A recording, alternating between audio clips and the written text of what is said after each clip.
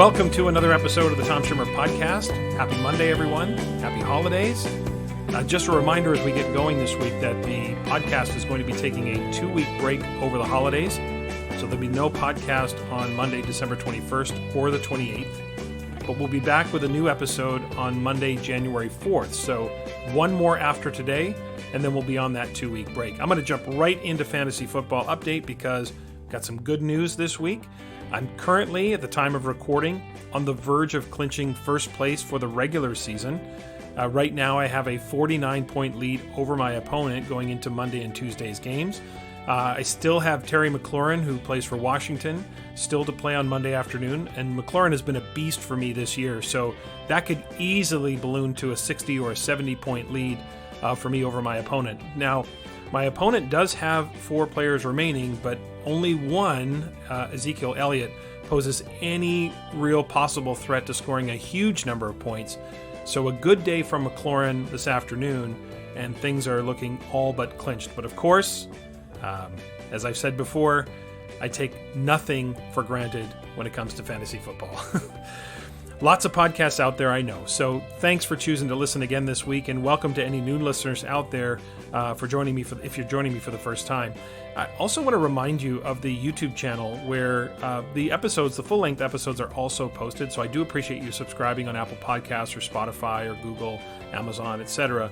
But the YouTube channel also has the video versions of the interviews that I do. I usually post those a couple of weeks after the podcast first airs, but just know that those are there in case there's a clip or something that you might want to show during a staff meeting to engage in some discussion. Of course, we've had some great guests so far this fall, and there may be some things that you want to, maybe you want to take a clip of something Anthony Muhammad said and have a conversation about racial equity, or maybe you want to take a clip from Cassandra's conversation today and talk a little bit about common assessments or Katie Martin's. How do we become more learner-centered in our innovation and all of that? So just again, know that the YouTube channel is there.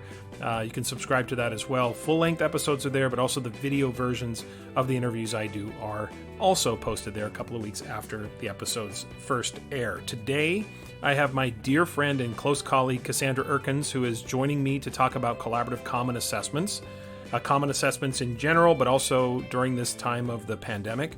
And as many of you know, of course, Cassie, Nicole, and I work really, really closely together in our assessment work. So it's always fun to interview a close colleague and try to put my podcast hat on and go through that process.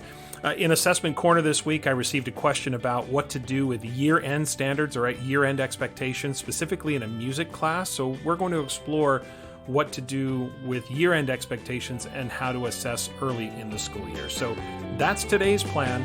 Lots to get to. So let's get to it.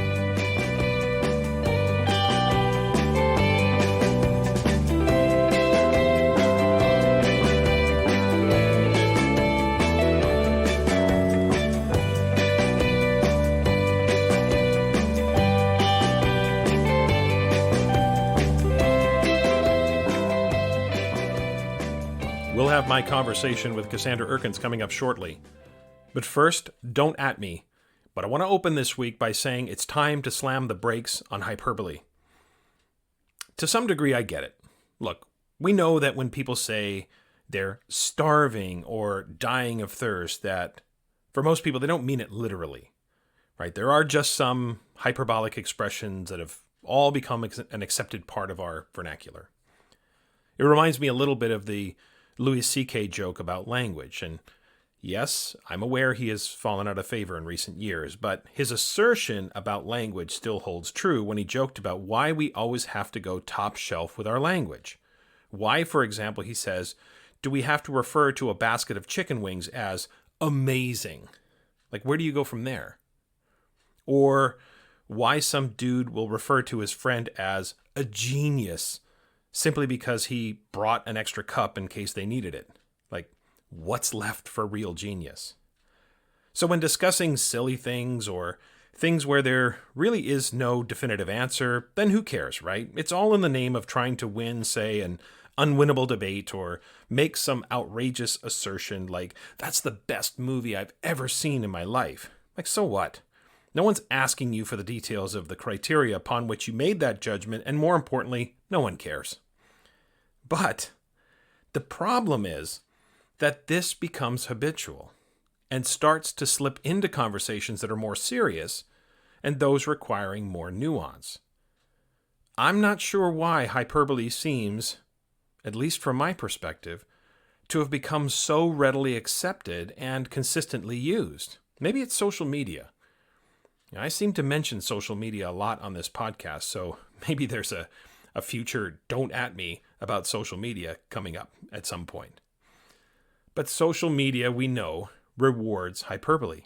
No one goes viral with a post on social media entitled, "Here's why both sides have a point," right? So that never happens. So when we look at hyperbole in general, we start to see this jump out. We start to see that, for example, every politician we oppose has to be the most corrupt in the history of Western civilization. Or if anybody has an alternative view as to how schools should be either run or funded, they must hate kids or be anti-teacher. Or if you take a slightly different stance when it comes to the prospect of dismantling racial inequities, you get told that you're tone deaf, or you get canceled, or you get told to check your privilege. Look at the defund the police slogan that emerged in the aftermath of George Floyd's murder this past summer. Now, I know there were a lot of people who just took that slogan on face value, denounced it, they denounced it immediately, and opposed it without trying to understand what was truly behind it. Well, those people were just looking for an excuse. A 30-second search on the interweb would quickly inform you that a defund the police slogan doesn't actually mean eliminate the police, and that it actually means a 360-degree reformation of what policing looks like in the 21st century. Yes, there are some who mean that slogan literally, but for most, it means a halt on the expansion of police officers and a redistribution of funds toward essential social services that are often underfunded, right? Things like unemployment, education, mental health care, youth services, housing, etc. So if the slogan caused you to recoil, then you were just looking for an excuse to recoil in the first place. It's just an ounce just to look for, right? But I think a fair question to ask is, why give those on the periphery an excuse to recoil in the first place? Why give yourself yet another hurdle to overcome to reach those who need convincing, thereby creating a more difficult pathway toward consensus? Again, I know nuance doesn't play well on social media, nor does it have the shock and awe impact that fits neatly on a protest sign or a t-shirt. But the problem is we may lose as many people as we gain with our pithy slogans. Exaggeration seems to have slipped into our professional conversations in education as well, where we actually know some truths and we actually know some limits. I've almost got to the point in education where hyperbole, especially when it comes to educational assertions, actually causes me to tune people out and not take their assertions seriously. And I get that I might be contradicting myself here, but my frustration comes from the fact that there are things we know and some things we don't. Nowhere is this more apparent than in the conversation about feedback, and I've talked about feedback in past episodes, where on social media, and again, here I go again about social media seems to suggest that 5 inanimate letters of the alphabet represent the root of all evil, and that if you eliminate grades and only provide feedback, that you'll have a learning explosion. Well, I'm sorry, it's just not that simple. Feedback is far too complicated and far too nuanced to be reduced to an oversimplified equation of feedback minus grades equals learning. And please spare me the Ruth Butler quotes, okay? No disrespect to Ruth Butler at all, as her research was very important to our work, but those studies were from 1987 and 1988. Again, there's nothing wrong with that either, but just some perspective. 1987-1988 was my junior year in college. This is now my 30th year in education. So what are we saying here? That a whole generation, this seminal research comes out in the late 1980s, and an entire generation of educators just ignores it until the 2010s, and then suddenly we've discovered the secret sauce. If it was that simple, you'd think we would have talked about it earlier. Now look, I'm not advocating for grades over feedback. In fact, I don't know anybody who really does. Grades are about verification, about measurement, about the summative purpose of assessment. Feedback, in essence, is a strategy or an intervention. It's the formative purpose, right? Strategies and interventions are how we increase achievement. So expecting grades to raise achievement is an erroneous thought to begin with. But to listen to Twitter and other social media platforms, you'd think that there are armies of people out there advocating for grades to raise achievement. I know there are some people like that out there, but the way that it's described on social media, you'd think it was everyone. I know that to gain followers, retweets, and likes, we have to reach for the extremes now. And you can see this whole game of one-upsmanship happening over time. I've seen this over the last 20 years, right? So 2 decades ago, we started saying things like, well, we've started using formative assessment. And then later on it became, we don't even call them formative assessments. We just call them assessment for learning strategies. And then, we don't even use the word assessment anymore. We just call it practice. Oh yeah? We don't call it anything. We just teach and interact with our students. Oh yeah? And it just keeps going and going and going, always trying to outflank one another. All these folks out there pounding the desks with the Ruth Butler studies, and again, I'm not criticizing her work, never seem to bring up Kluger and Denisi, 1996, Hattie and Timperley, 2007, Valerie Shute, 2008, or Maria Ruiz Primo and Min Lee from 2013, where they said in their research, quote, "The result of decades of research on feedback and learning offers near unanimous agreement on the importance of feedback in improving student learning, but it appears that as researchers we know less about formative feedback than would have been predicted. Our degree of not knowing, however, must be appreciated as the accumulation of knowledge resulting from 30 years of research on feedback." So we know it works, but we don't know the degree, we don't know as much as we thought we did, right? But you wouldn't know that last part to be true if you listened to the echo chamber on EduTwitter. Enough with the hyperbole, honestly. Hyperbole actually, from my perspective, weakens your position in 4 ways.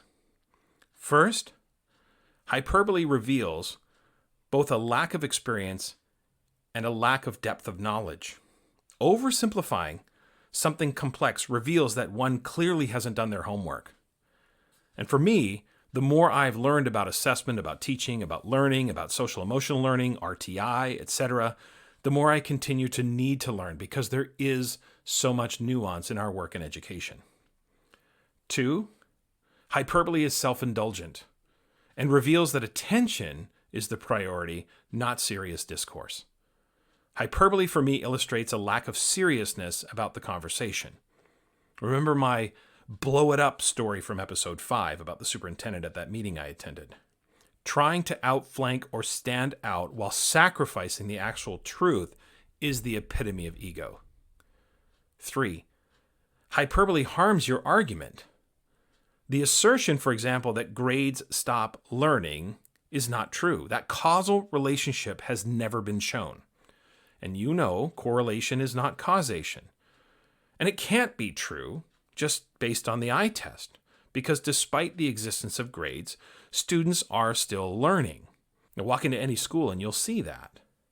And again, I'm on your side. I'm a huge advocate for using feedback in absence of grades and scores to advance learning and I make that assertion all the time. If you're familiar with my work at all, you know that. But it has to be done in absence of hyperbole. It has to be done in absence of these outrageous assertions that just simply aren't true. And 4, hyperbole actually harms your credibility. Assertions that can't or aren't replicated by colleagues bring a disappointment in either the strategy or the person. So somebody may look at you and say, hey, it didn't do what you said it was going to do. It didn't have the same effect. So why should I continue to listen to you? Or they may be sort of self-inflicting some sort of negative view of themselves by saying things like, I must suck because the edu superhero on Twitter said they did this and it worked really well, but it didn't work for me, so I must be less than as a teacher. Over-promising with simplicity is what advertisers do. It shouldn't be how we have serious discussions about complex strategies in education. What I'm saying is, you don't need hyperbole to make a strong argument for that which there is already a strong argument. If the evidence says so, then say so. If the evidence falls short, be honest about that too. That's not weak. That's a mature, experienced, and informed approach, and, ironically, that is what people both want and need from those to whom they are looking to for guidance and inspiration. I get it. The followers, the retweets, the attention that Hyperbole brings is alluring. I understand that, and all of us, including myself, can fall victim to that from time to time. I wish sometimes the research I consume was as definitive as the people make it out to be on social media, but it's not. That's what makes education such a challenging profession. Again, the argument I'm making is that by pulling back on the hyperbole, you'll actually make a stronger case for that which you are advocating, and you'll end up becoming a more credible source that people can trust when you actually do make research-informed definitive assertions for which there is no alternative. But if we keep going top shelf, we are in the long run going to lose more credibility than we gain, and we're going to end up doing a disservice to that which we are strongly advocating for. Joining me today is one of my dearest friends and one of my closest colleagues, Cassandra Erkens, who is an author, speaker, and consultant in the Minneapolis-St. Paul area. Cassandra, along with myself and Nicole, is one of the architects of the Solution Tree Assessment Center. She has been a prolific voice in assessment over the last 2 decades. She is the author of several books, including 3 that we have co-authored together with Nicole, as well as countless book chapters and for anthologies and other publications. She is a prolific writer as well, and is also a sensational workshop facilitator who devises some of the most thoughtful workshop activities that I've ever been a part of. She and Nicole have been schooling me on those workshop activities for years now.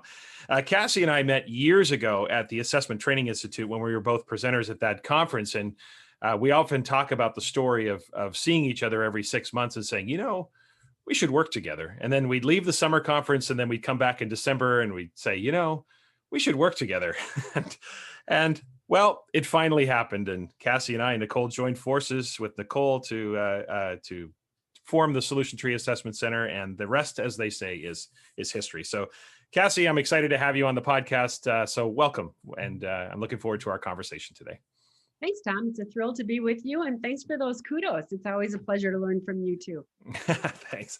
And for listeners, obviously we are friends, we are colleagues, and other than this year, because of COVID, Cassie and I have spent a tremendous amount of time together. But I'm going to put my podcast host hat on for today and try to keep this focused as an interview, as opposed to a casual conversation that we just have countless times. So we're going to focus today on what I think is, Cassie has strengths in 360 degrees, but common assessments are obviously an area that Cassandra is an expert in, and certainly has a lot to offer, both in sort of the COVID situation, but also independent of COVID.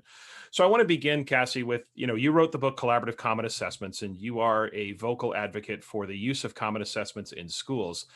So if schools are wanting to move in the direction of common assessments, or if they're feeling frustrated by what they see as an inefficiency or an ineffectiveness with what they're doing so far, so they've tried it, but they're frustrated. So independent of COVID, because we'll talk about COVID momentarily, what are some of the foundational pieces that schools should seek to have in place to maximize the promise of collaborative common assessments? What are those foundational pieces for schools? Well, I'm going to say 3 things. I would say there's 3 big pieces that need to be in place. The first is context. It's so important that people know the why, because you could easily use common assessments as a weapon instead of a tool. So what are we going to do with the data? What's the purpose for gathering this information?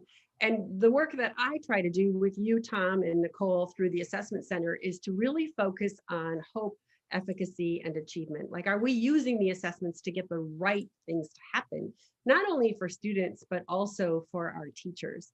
But John Hattie found that a major theme is when teachers meet to discuss and evaluate and plan their teaching in the light of feedback based on their own evidence, that's when we can get the greatest growth. And so that would be the vision. Like, we're trying to maximize the power of our instruction. So let's work together and learn from each other about our best instructional strategies. So know the why. The second piece is make sure that our teachers have a really strong foundation with assessment literacy, that they understand what we're supposed to be doing with the design and with the feedback, so that it's actually making a big difference and it's causing growth rather than simply evaluating and denoting who fits in what category. And then finally, the last piece would be the infrastructure. And this is the piece that often is missing and makes teachers the most frustrated. Like, we're doing the work, we're looking at the data, but there's no system in place to intervene when kids aren't getting it. There's no schedule change. There's no time for us to meet to actually do this heavy lifting. So you have to have the schedule set up so that teachers have time to meet and plan and look at the data. You have to have the protocols in place to support teachers so that they can make these decisions quickly and with some sense of ease. And then you actually have to look at the systems that are getting in their way. Like, you can't put kids into an intervention and expect them to improve if you're not going to allow them to get the grade that shows they improved. So you have to look at the little details, like, what are the hurdles that are blocking kids from getting to the highest level of achievement? And can we examine those carefully and remove them? So we build systems and we remove hurdles. So those would be the three. Yeah. It's interesting because the conversations about data and interventions and all of that. So often I hear teachers talk about, oh, common assessments. That's just trying to undercut my autonomy or undercut my opportunity to do my own thing or to add my flair. And I think missing the point about the collaborative part, the professional learning part that comes with those conversations. So when you think about common assessments, in the context of COVID, so let's talk about now, since basically March, when everybody's shut down and quarantined, and then we're into hybrid models and we're into virtual learning and we're back and forth, and some schools are face to face, and there's all of this happening. So a two-part question would be within the context of COVID. One is, COVID-19 or not, there have to be some aspects of common assessments that are universal and timeless. So what are the aspects that hold up even in this situation that we're in? So let's start with that. And then the second part is, what are some ways that schools you've seen or advice you would have for schools who make important adjustments given the COVID-19 situation? So part one, what holds up and what stands the test of time regardless of pandemic? Part two, what adjustments are necessary or can be made to continue to make the collaborative common assessment process a productive one and fruitful when it comes to student learning? Great questions. Thank you. So what stands up, whether it's COVID or not, is that we really need to help our teachers focus on what's most essential. There's way too much to teach and not enough time to do it. So let's get a laser-like focus. Let's prioritize. And in the era of COVID, that's never been more important. Like, now, with limited time and limited resources, we better make sure we've got the most essential of the most essential. And we're even going to need to start bundling some of these standards so that we can get through stuff and really make sure we're getting kids on grade level in this face of a COVID slide, if you will. The other thing that holds up is, how will we know? And actually what happened with COVID was it brought to light the fact that some of our assessments, because we had the luxury of having kids sit in front of us, we knew they were doing it themselves, but now we don't. So when they're behind the screen, are they texting someone? Are they asking mom? Are they Googling? How do we know they know? And so it's brought to light the issue of, do we have the best assessment designs? Do we have sufficient and accurate evidence of what a child knows? And as a result, I would say teachers have had to work hard to think about what's a better assessment. And again, it's a laser-like focus. Like, could we ask fewer questions that cause deeper thinking and moved our students from just being knowledge parrots into being seekers who created or produced new knowledge? So they're not just regurgitating, they're having to think. And that's asked us to think about the questions that we're writing. Are we getting better questions for our students? And then we always have to think about, how do we know, and what are we going to do when they don't know it, especially now?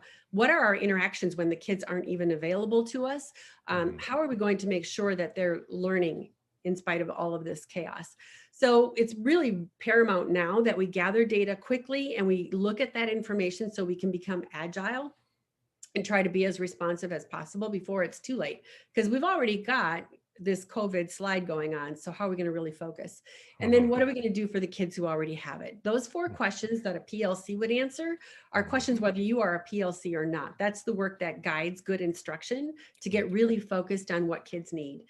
So what happened when the pandemic hit was it brought to light a lot of those gaps.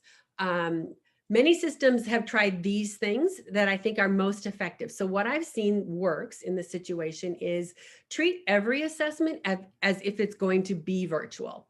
So even if you're in a hybrid and you've got some kids in the 2nd grade classroom and some kids at home, if you treat every assessment as if it's virtual, then you're ready if we flip back and forth, no matter what. And you can still engage students in collaborative learning. So we can have our students in the classroom partnering through a HyperDoc or something like that with students who are virtual. So we can make sure that all of the kids are moving together and we don't widen the chasm between the haves and the have-nots from those who aren't with us face to face. Limit our assessments, not doing too many. One of the big issues we've seen is kids are overwhelmed.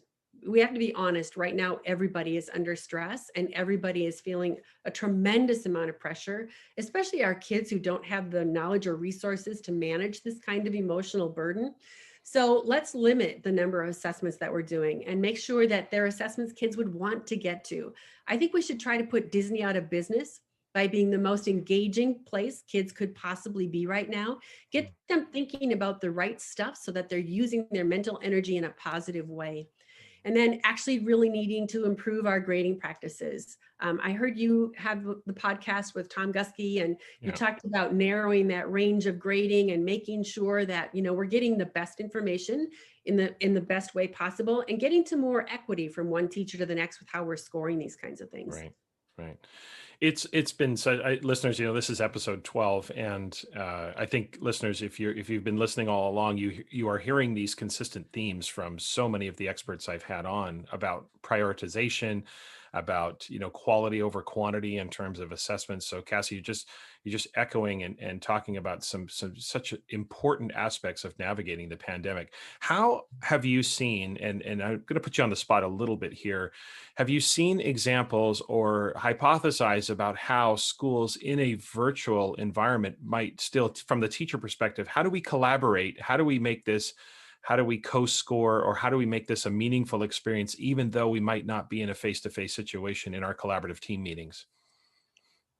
Great question. So just yesterday, I was working with some middle school teachers, and we were actually putting up pieces of work right on the screen. We were talking about the types of mistakes kids were making. We were showing our questions. We were talking about whether or not we'd actually define terms for kids. So we were really having a powerful, reflective conversation as various teachers, and we went through different grade levels. It was middle school, so we had grade 6 showed their assessment. We talked about the questions. Grade 7 showed some of the student work. So there's all kinds of different ways to do that. But it's about finding the space and then making sure that we maximize our time and putting the right work up to talk about it. How are we going to get kids to success later? Not just let's just sit and talk about this stuff, but we got something to accomplish by the end of this next 4 weeks. So what are we going to do now to get ready for that? Yeah. So all of our conversations need to be very purposeful. Was that just through Zoom, or was there another platform? Just through Zoom and sharing screens?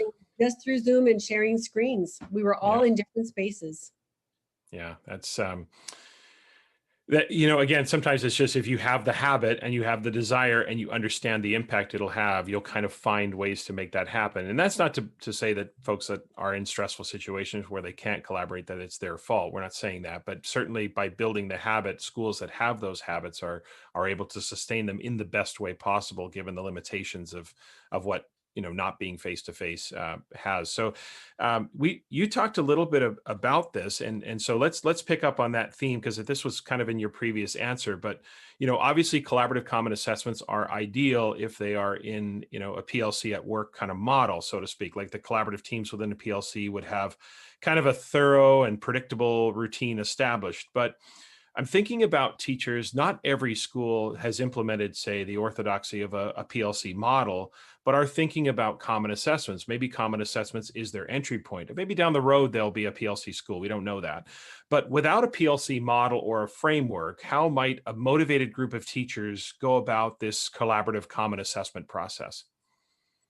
That's also a great question. I've actually met teachers who've done that. They've decided that the research is strong and that they need to be doing this and that they would benefit from it. So they've found a network of interested colleagues, help them build the why, because nobody's going to just jump in for no reason, right? So find that network, even if it's virtual, even if you're reaching out to teachers in a different system nearby you, but find that network and then look for opportunities to connect. What are the most feasible, right? The best times and the most feasible ways that we could connect, and then really get clear about what are your shared resources, especially if we're in a virtual situation. So are we going to use like Microsoft Word? Are we going to use in OneDrive, or are we going to use Google Docs? What are we going to do? But where are we going to house our resources? And then let's start doing the process of asking the 4 questions, like what's most important? As we look at, for example, the British Columbia curriculum, like where do we think we really need to be focusing on this? Or as we look at the state standards, whatever it might be. And then really thinking big, like what are we trying to accomplish, but starting small. For me, a common formative assessment could be a single question. So let's agree, and we don't even have to be teaching the same text. So let's say it's social studies and we want to be looking at whether or not kids can argue from evidence. You could all be in a different passage and you could actually be saying, okay, but here's my passage and here's the question, and we could approve each other's questions. Yep, that's going to get us to the right level of rigor. That's going to get the right information. And then we'd get the evidence and we'd say, okay, so when kids can't argue from evidence, what's getting in the way? So we're going to start small and we're going to engage in like data moments if we're not going to have full data meetings. And we're going to start to really unpack when kids don't understand what's getting in their way so that we can make strategic choices. Right. Can we circle back to that for a moment? Because I think that is one of the most misunderstood parts of common assessments, is that when people talk about common assessments or they hear about common assessments, they often think about these epic moments that happen every 3 weeks or so. And you very quickly, and I understand why, but you very quickly went over the idea it could be one question. So let's expand on that a little bit, because I think that is something that gets a lot of, it gets underserviced, if you will, or underutilized as far as what is a common assessment and how you could use one question or just have one pivotal moment that is infused. So maybe talk a little bit more about how you help coach schools or teachers on this idea of a common assessment on a smaller scale. I want our reflective conversations to be so amazing, so reflective, so insightful, that teachers actually levitate leaving the meeting. Like they can't wait to get back to their classroom because they've got new information. Those really big paper pencil tests that are hard to navigate and put all the data together, those are too late and they're too big. And if a kid doesn't get it, you have to go back and do the whole thing. So better is the small chunk, right? And you can get a lot of information from a really good question. So one strategy that I like to pose is to say, let's get really clear. What's our skill? So let's say our skill is draw conclusions. I can draw conclusions. Then how would we define what a kid does when they draw conclusions? They look at both the implicit and the explicit information and they draw an accurate interpretation of what the author intended. Right? So if that's the definition, now when kids can't do it, what's getting in their way? So we would use a single question. We'd pull all the evidence together and we'd start to put it into piles. Like these are good cards. They're right. They're good conclusions. These are bad cards. Now let's take those cards and let's sort them into piles. These kids only looked at explicit information. They didn't have any of the implicit or the inferences. These kids had insufficient evidence. These kids had the right evidence, but they weren't reasoning the right way, because each one of those types of errors requires a different instructional response. So when I can help teams look at a single question and start to get into the meat of what they're looking for, then it kind of takes off and people get really excited. Like, I want more of that because that helps me be a better teacher. Mm-hmm. So those pivotal moments that, you and I, Nicole, talk so much about, is just those moments where we make those adjustments, those maneuvers, and being able to just have it happen in a moment's notice. That smaller scale, sort of granular common assessment is something I think folks really overlook at times. And I love the fact that you brought that up. The other one I want to just pick up on misunderstandings. I've also heard this one, and I'm going to set you up for a response. And I know you've heard this one as well. You're at a conference, you finish your session, somebody comes up to you and says, Cassandra, we already do common assessments because we all do the same unit test at the end of our units. How do you respond to that person? So I know with kindness and finesse, but how do you respond to that person? yeah, so there's so much more to it, and this is not a unit test, and it's not a test that you didn't write, and it's not a checking off the box activity. It's being very, very thoughtful and very careful, and actually focusing on, so we wrote about this in our book, right? Growing Tomorrow's Citizens in Today's Classrooms. That switch between, are we using skills to teach content, or are we using content to teach skills? So if we're using content to teach skills, now teachers have to think differently. And so common for me does not mean exact same. Right. Common for me means we have the same standards that we're working toward. We have the same criteria for success. We have the same expectations and targets, but we can have different texts. We can even have different questions as long as we're using the same measurements. So when we look at the evidence, do we see kids doing good work when it comes to skills? And so now I want teachers to think differently about their entire assessment design. Like, are we going after the skills, the 21st century skills that matter most to our kids? Because you and I both know that in today's world, kids really do need to be knowledge producers, not just knowledge regurgitators. And Right. so I want them to think critically, to communicate accurately, and effectively, to collaborate. So we have to start designing our assessments that direction. Yeah. So my response when people say, but we gave the same test, is yes, but did you get good information out of it? Did it really change you as a teacher? Because if it didn't, then that's not the point. Right. Right. So nothing wrong with a common summative assessment but if it's not Right. helping you grow as a teacher, how effective were my instructional strategies? What do we do next time we teach the unit, or what do we do in response, because this is a skill that runs longitudinally through the class?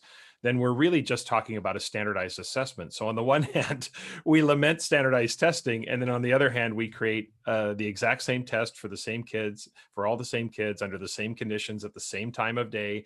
It sounds a lot like a standardized environment. I want to pick up on this because this leads me to my next question.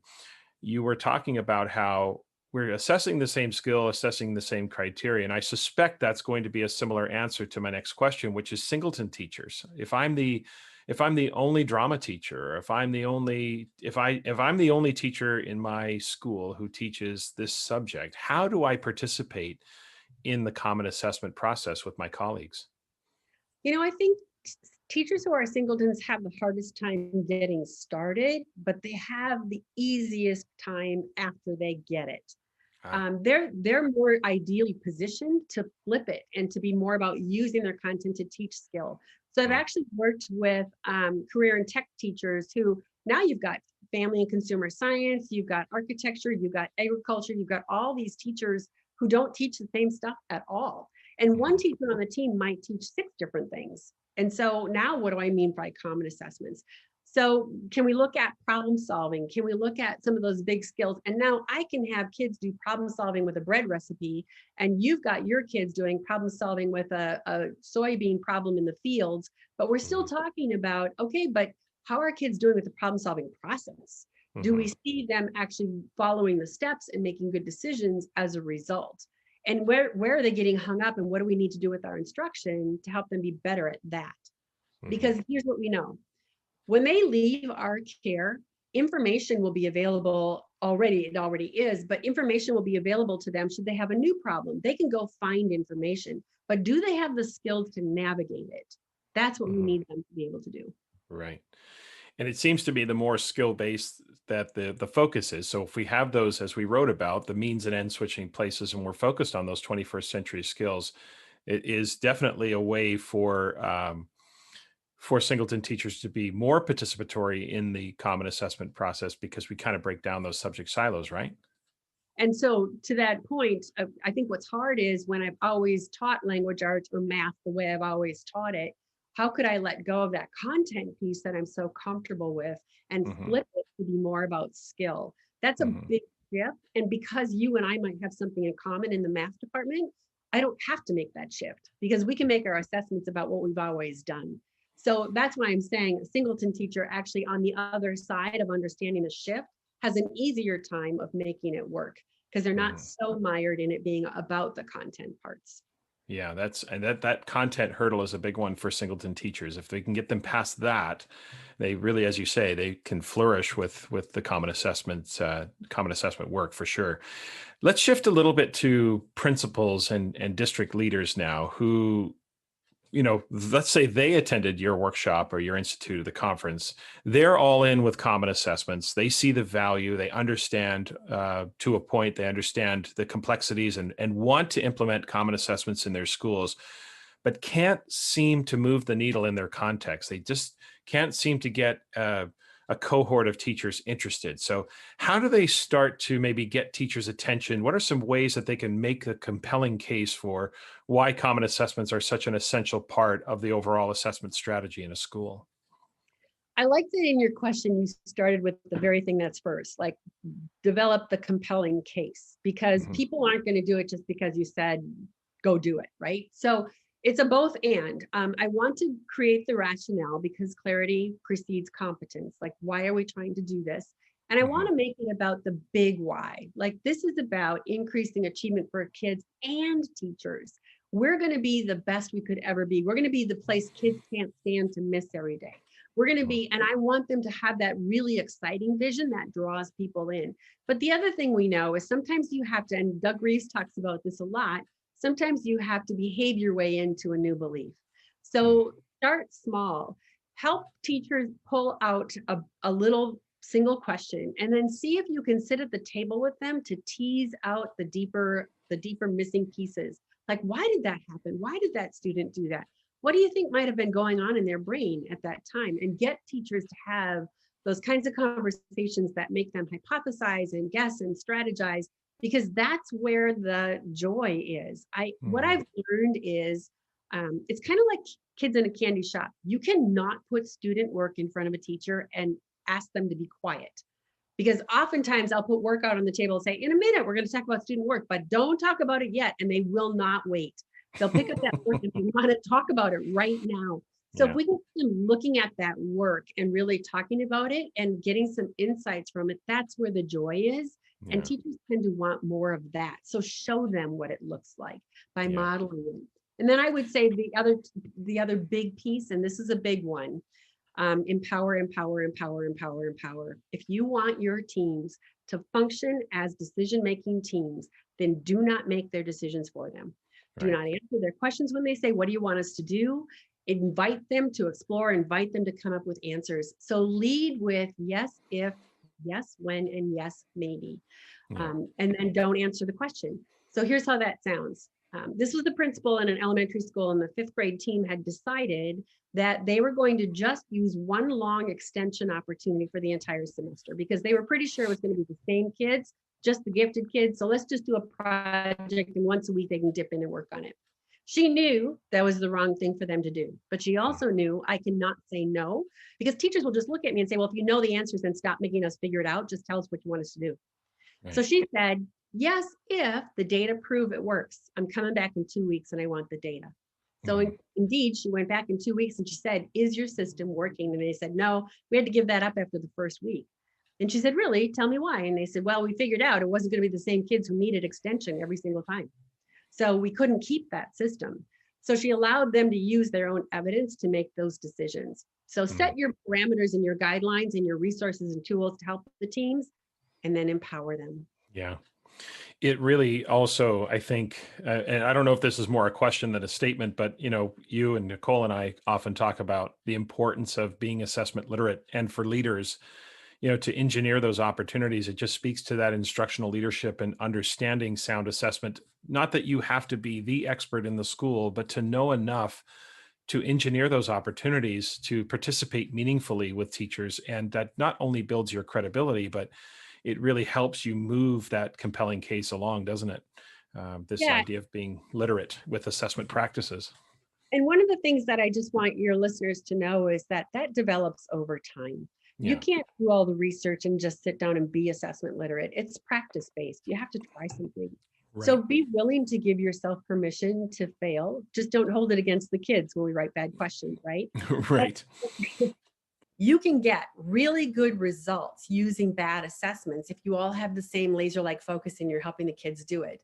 You can get amazing results when you start writing better assessments. Yeah. So start with what you have, but as you go through it and you learn more, be willing to change those assessments and to make them even better so you're getting the best information imaginable. Yeah. It takes time. You're absolutely right. I think that sometimes people want to rush their assessment literacy or their growth. And I often tell people, this assessment journey for me began 17 years ago, and it's still in the making. It's still in the development, and I learn something new all the time. And so it's a work in progress. That's for sure. Okay, so let's finish up here with some look fors or some make sures, if you will. What are some of the make sures or look fors that teachers and schools should keep in mind so that they can avoid? I guess what I'm trying to ask is, how do they avoid a superficial approach to the common assessment? Because a lot of people could say, well, we do common assessments, well, so do we. But one school does it with depth, another school, it's more of a surface level. It's tick the box. Yeah, we can now say that we do it. So how do you know that you are a robust, meaningful, collaborative common assessment team as opposed to just giving it a superficial approach? So part one is there should be as much reflection as there is planning. And far too often we put all of our efforts into the planning part and we don't get to the reflection part. The reflection part is where the deep learning is. And so that's missing. The L in PLC is missing if all we're ever doing is planning in each meeting. So I have 5 questions to ask the listeners, 5 questions to think about. Number 1, are you learning how to be a better teacher at every team meeting? Because if you're not learning how to be a better teacher, then what's the point of going to all those team meetings, right? So are you making yourself vulnerable in that process of question 1, learning to be a better teacher? Are you sharing resources and expanding your repertoire and challenging yourself? All of that is part of, are you becoming a better teacher? Are you, question number 2, are you eliciting intriguing findings in your data? Or are they just numbers and you're moving kids around and giving them labels and sending them off to be fixed somewhere?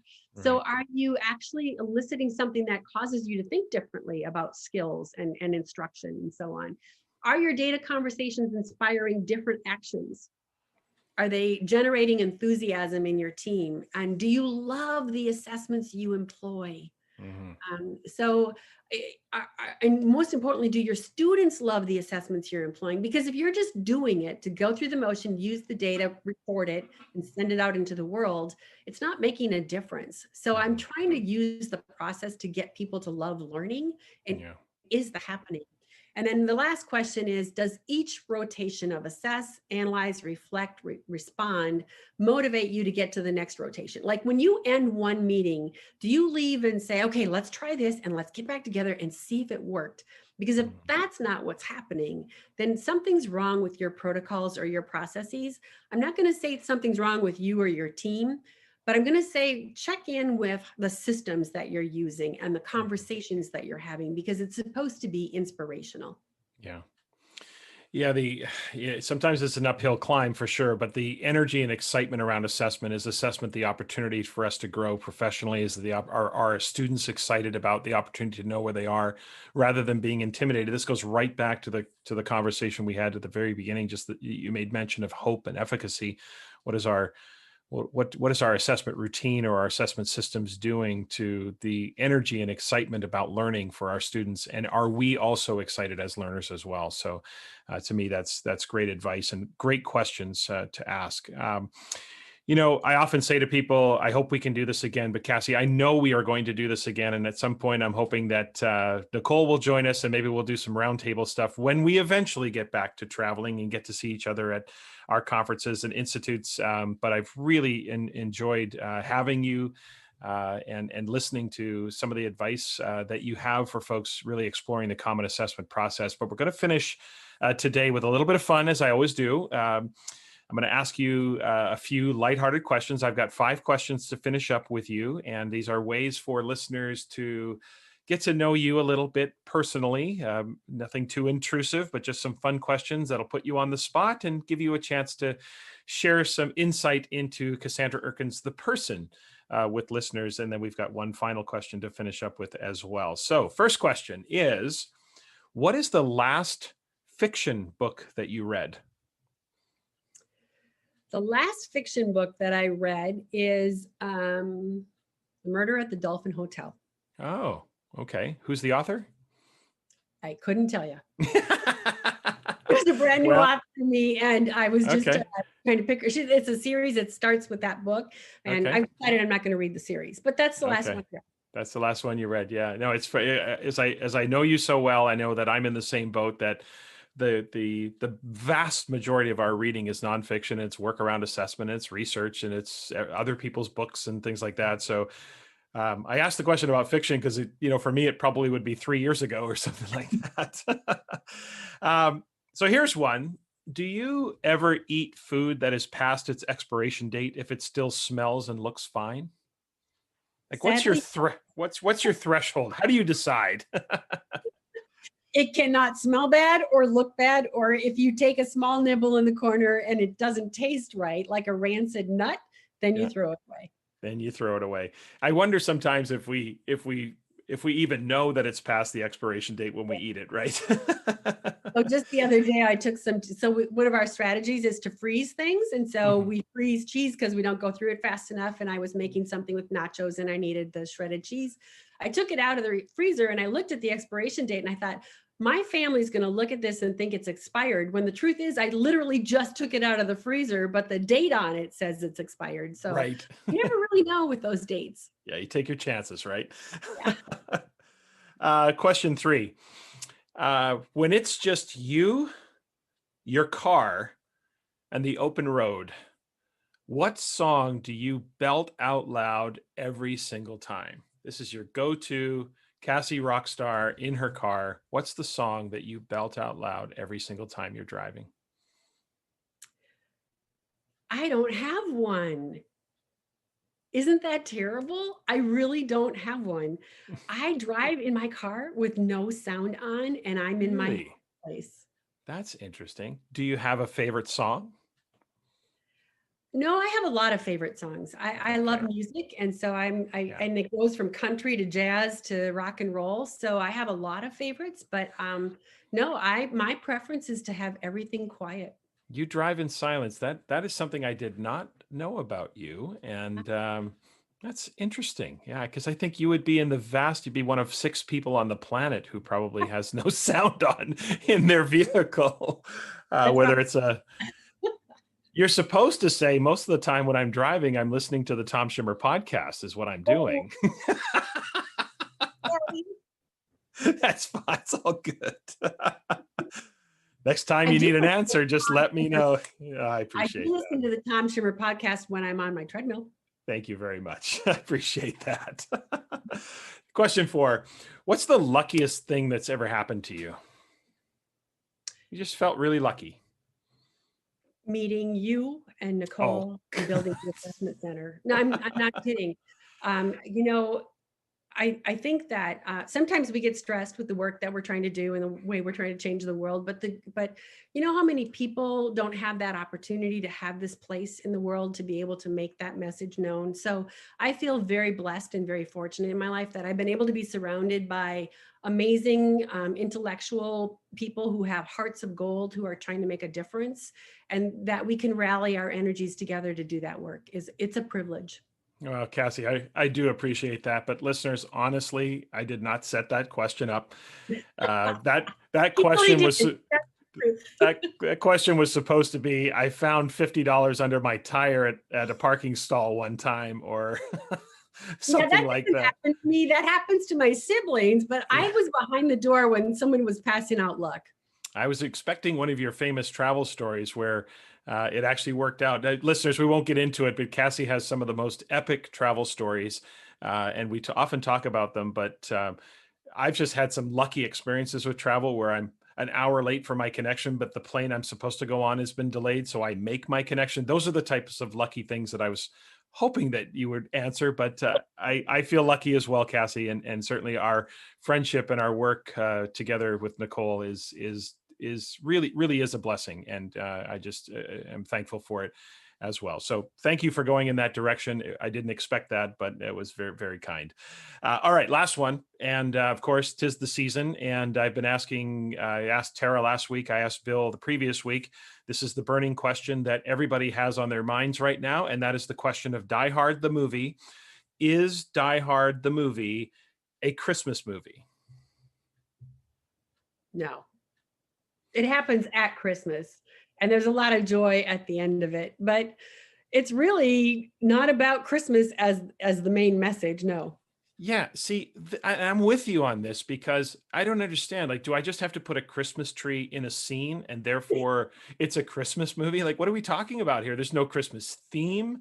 There's no, okay, they got a tree up in the lobby of the center or the hotel or the office building that they're in. See, I can't even remember. I haven't seen the movie in so long, but so I'm with you. I don't understand. I honestly can't comprehend this idea that Die Hard. This is not going to bode well for next week, though, because now the when I'm talking about this, but yeah, I know I'm with you. I just don't see it as a Christmas movie at all. I think that it's a stretch to call it a Christmas movie. So I agree with you. I'm glad finally somebody gets me and understand. Who understands where I'm at. All right. So one final question for you, Cass, is I've asked this of everyone I've interviewed, and I've been really interested in people's perspective. One of the long-term themes I'm trying to explore with the podcast, and eventually we'll have some interview guests and people on to talk more about this in general, but I'm really trying to look at this theme of success and happiness and what this means to us. So the question is pretty simple. If you were stopped by a random person on the street, you're walking down the street, you stop by a random person and they asked you, what's your definition of success? What would you say? How would you answer them?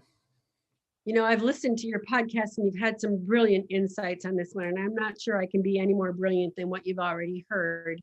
I guess it boils down to a single question to me, and that is, did I make a difference? And so I have 3 C's that I try to use to, did I make a difference? One is confidence, and I don't mean that from the sense of chutzpah or anything like that, but more, do I like the company I keep? Am I comfortable in my own skin? Can I trust my gut, my instincts, my ability to learn? And do I feel efficacious?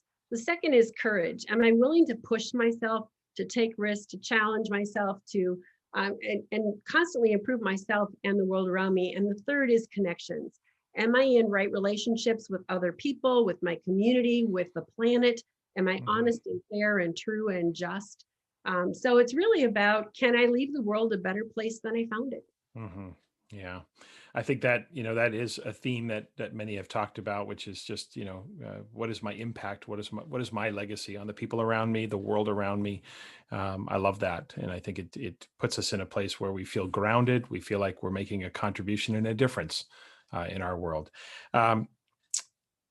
Cass, I like I said with Nicole, I could do this all day, and often we do this all day and talk assessment, but I really appreciate you taking the time. I know your schedule is really busy right now, and we thought with COVID things would slow down, and things seem to be as busy, if not busier, than they used to be.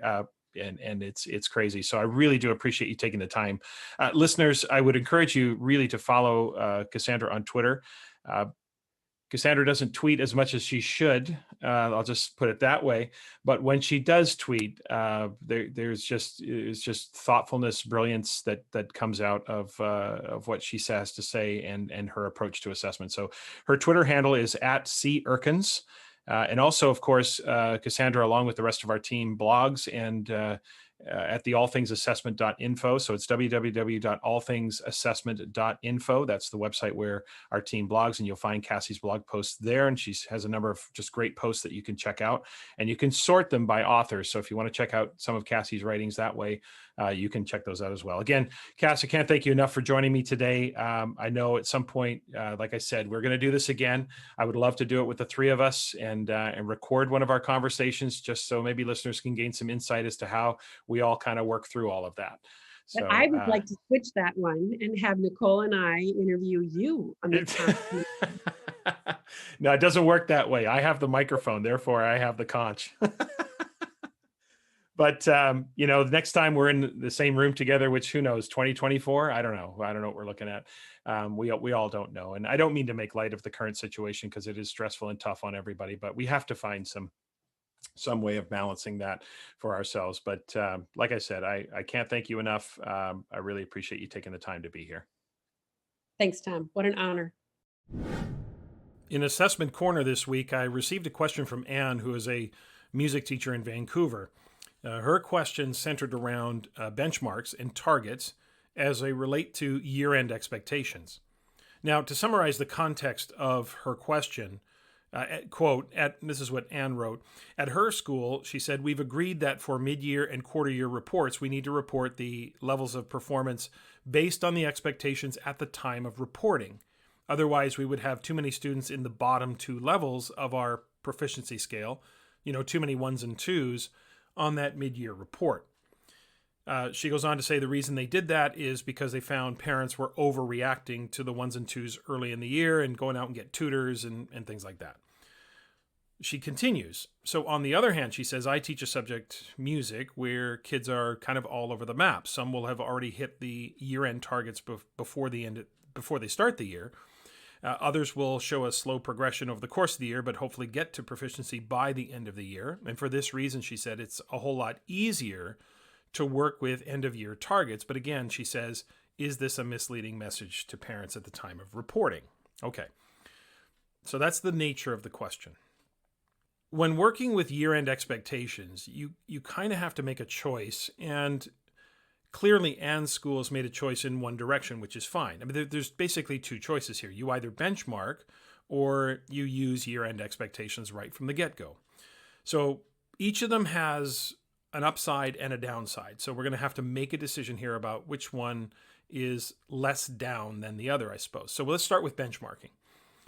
This is what Anne's school is doing for most of the subjects. They're creating a beginning, a mid, and an end-of-year expectation. And so that comes with a trade-off. The upside, of course, is you avoid those low levels at the beginning of the year.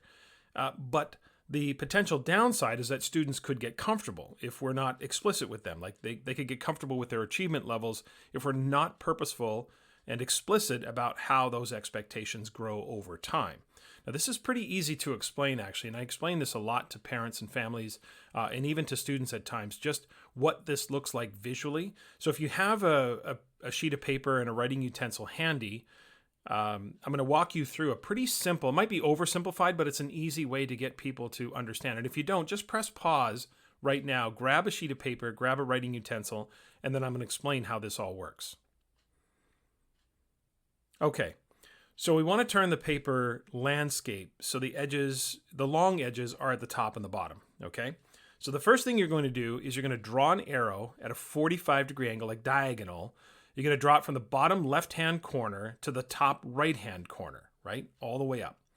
Now that arrow represents the expectations over time, right? So the bottom left-hand corner is the beginning of the year and end of year with the top right-hand corner. Now I want you to put a letter B at the bottom left-hand corner where that arrow began, put an M at the midpoint of that arrow, and then put an E where the arrow finishes. And those three letters represent the beginning, the mid, and end of year expectations. Now, pick a point above the B about halfway up the page and draw a horizontal line all the way across the page, an arrow, okay? That arrow will cross that diagonal line somewhere around the midpoint. And that represents the quality of the student's demonstrations over time, right?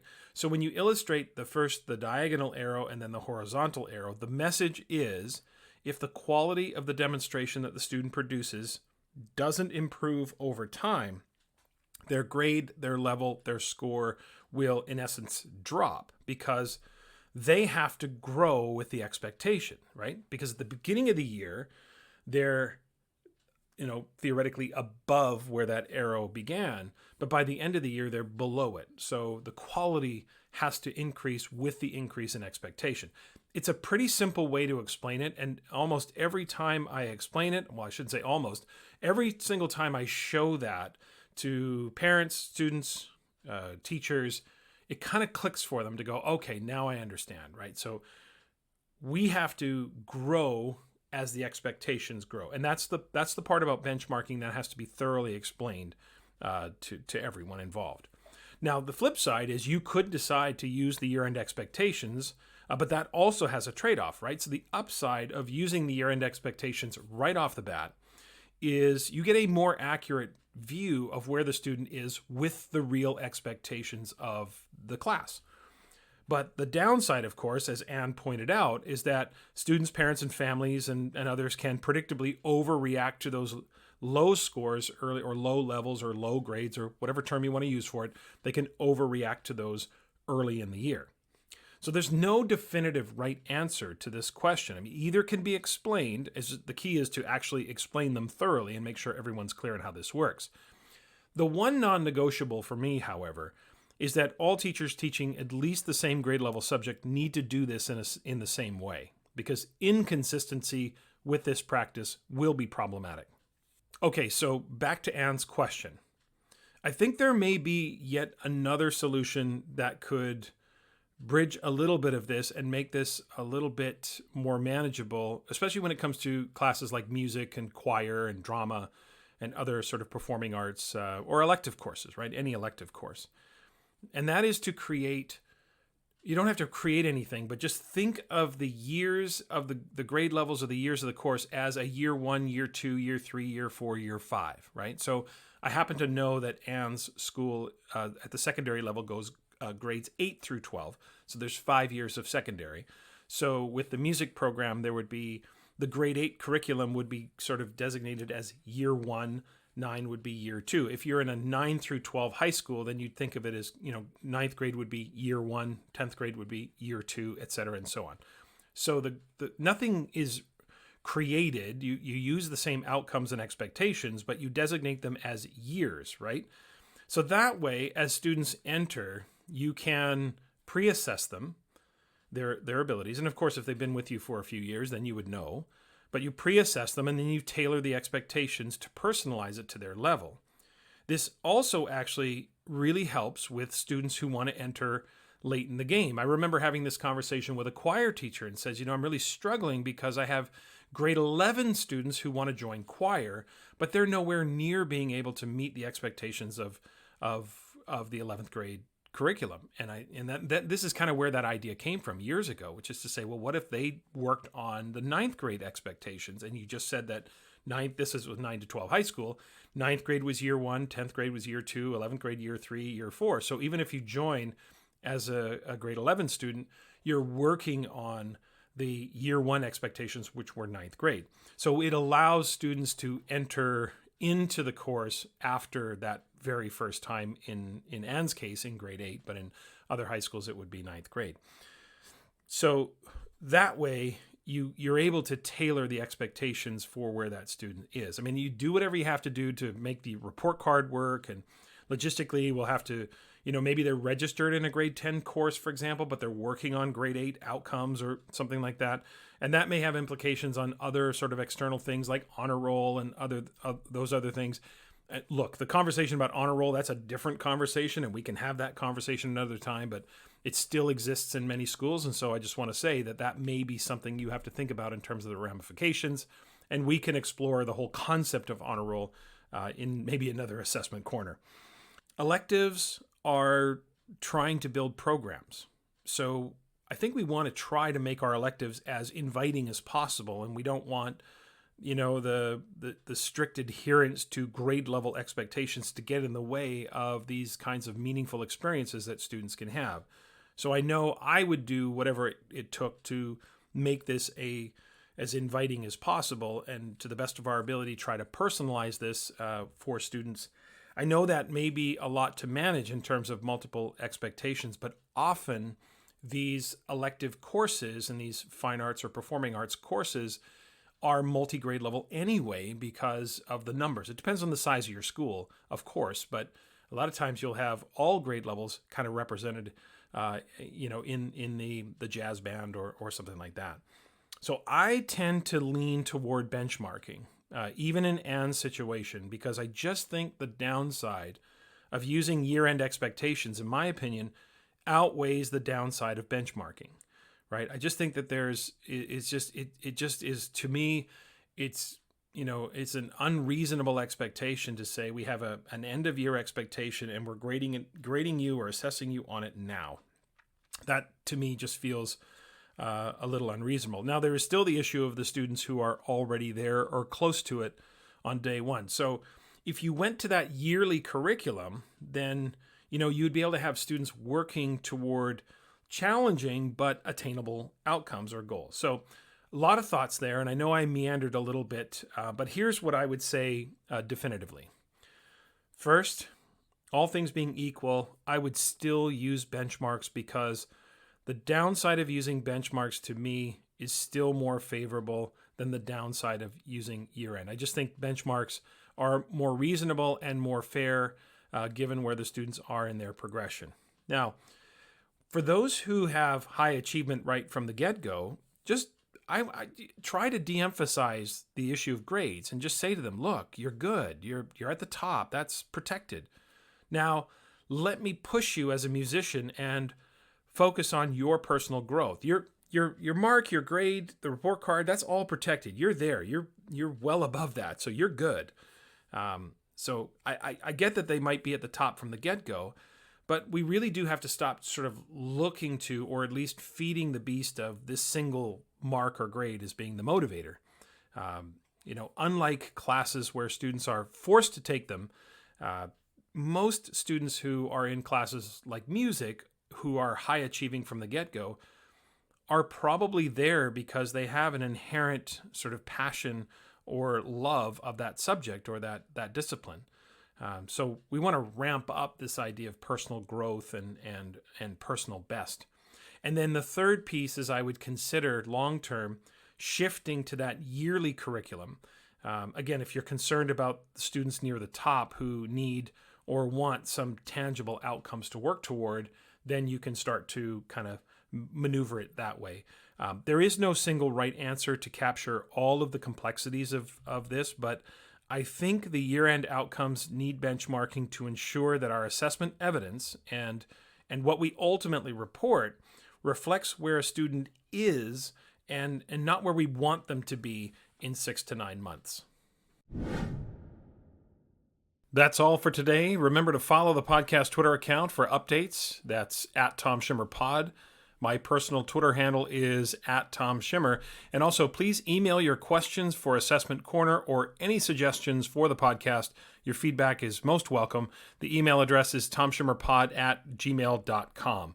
Next week, my guest will be Eric Francis. Eric is known for his expertise with Norman Webb's depth of knowledge framework, so trust me, it's going to be a deep dive into all things DOK.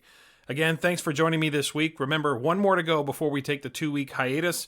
Please subscribe, rate, review the podcast, especially on Apple Podcasts. It would be greatly appreciated.